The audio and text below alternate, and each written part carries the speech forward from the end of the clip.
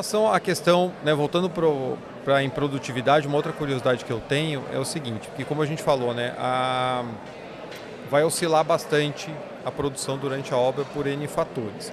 Se eu tenho uma frente de serviço de uma determinada disciplina ali, que pode sofrer algum tipo de alteração, o que é o mais recomendado? Assim, eu esperar ela finalizar, ou se, claro, tiver um fator muito diferente do planejado para poder apontar isso, ou fazer conforme as variações. Eu pergunto pelo seguinte, porque também tem aquela questão que a gente está acostumado em planejamento e em orçamento, que um ganho aqui ele pode compensar uma perda lá.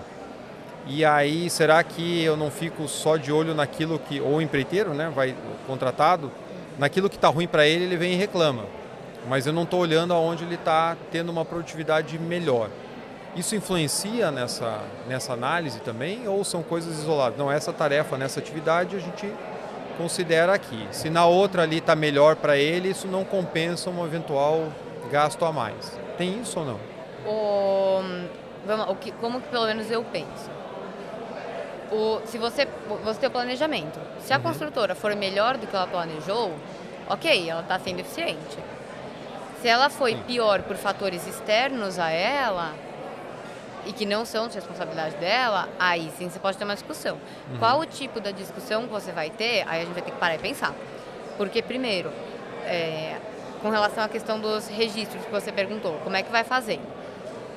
Contrato, às vezes, tem procedimento, então tem que ficar esperto primeiro com o contrato. E segundo, os registros, a gente tem várias coisas que podem ser registradas. Tem os impactos que eu quero dizer, os eventos que podem fazer as perturbações, as coisas que fogem do planejado, por assim dizer. E você tem as consequências. A consequência você vai ver às vezes só lá na frente. Mas, por exemplo, teve uma alteração de projeto, teve uma área cuja liberação dela atrasou, uma licença que atrasou. O contratante pediu um incremento de mão de obra ali para fazer um plano de aceleração. Esses eventos têm que ser registrados. Como que depois isso vai se relacionar com os efeitos que serão produzidos, às vezes lá na frente, aí pode ser calculado posteriormente, vai precisar de uma análise. Mas às vezes falar, não teve impacto no caminho crítico, mas às vezes comeu a folga de uma atividade. Certo. E como comeu a folga, aquela folga que você ia usar, você contava que ia usar, não usou e atrasou na atividade subsequente, e aí sim pegou o caminho crítico. Aí o atraso é de responsabilidade de quem? É de quem deu atraso, de quem impactou a folga ou de quem só impactou lá no final?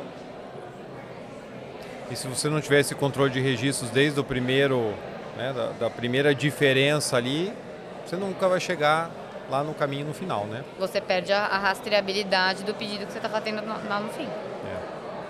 Eu entendi. E como você trouxe bem, né? Se o contratado também está performando melhor numa determinada frente porque é mérito dele, nada mais justo que ele, né, possa realizar esse mérito. Ou seja, eu não vou compensar com uma ineficiência imputada por um fator, às vezes do owner, né, do contratante, para compensar algo que ele está...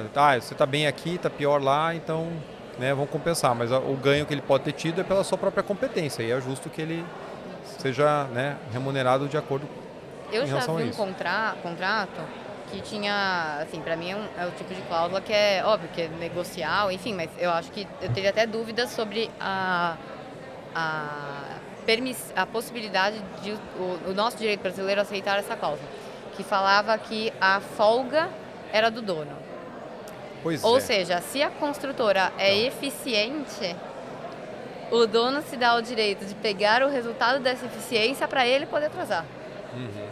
Eu acho uma coisa um pouco complicada. Enfim, no meu caso a gente tirou essa cláusula, obviamente, mas num caso em que tenha essa cláusula assinada, tenho dúvidas até de como isso funcionaria.